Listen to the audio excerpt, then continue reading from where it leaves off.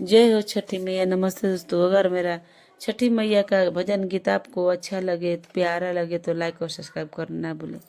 कोती की मोन दिलवा सुरुज बाबा कोती ये के हो चौखट कथी के मन दिलवा सुरुज बाबा कथी के हो के वार। अरे कथी के चौखटिया सुरुज बाबा शोभे एला हो दुआर। कथी के चौखटिया सुरुज बाबा शोभे एला हो दुआर। अरे कौती के चौखटिया यादित बाबा शोभे लाहो दुआ। रे सोने की मंदिलवा सुरुज बाबा रूपे एके वा। सोने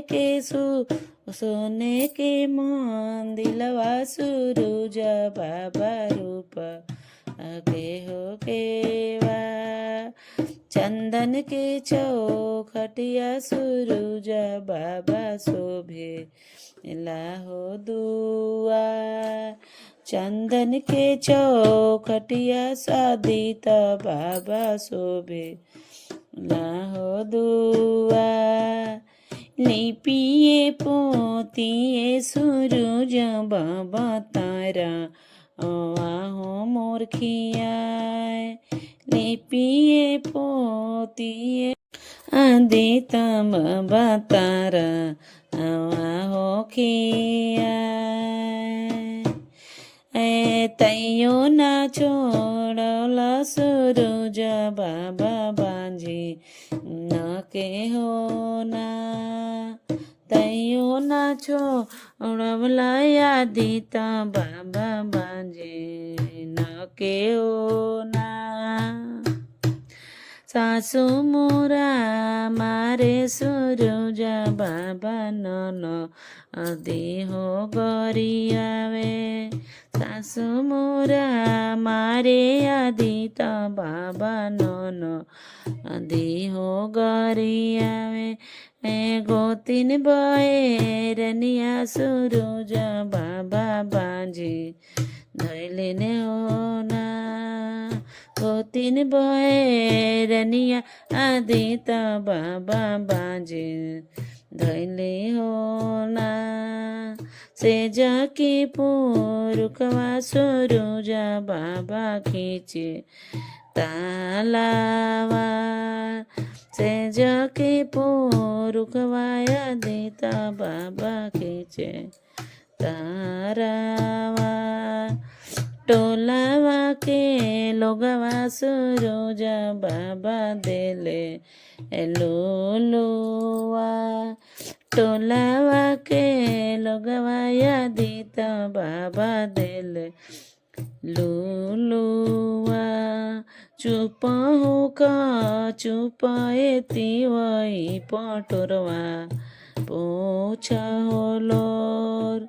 चुप हो का चुप एती वही पटोरवा पोछा होलोर। तोह के दे बवाएती वही गणपत ऐसन हो पूत। तोह के मैं देवाएती वही गणपत ऐसन हो पूत।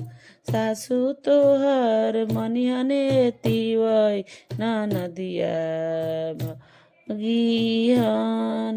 सासु तोरा मनिहने तिवै नदिया मंगिहन। अर से जके पुरुखवा तिवै कहियन बबुआ के माई। इसे जके पुरुखवा तिवै कहियन बाबू के माई। गोतिन बैरनिया तिवै लरकोरिया रखिए ना। गोतिन बए रनिया तिवई लरकोरिया रखियन हो ना टोलावा के लोगवा तिवई करिए तोह के माँ।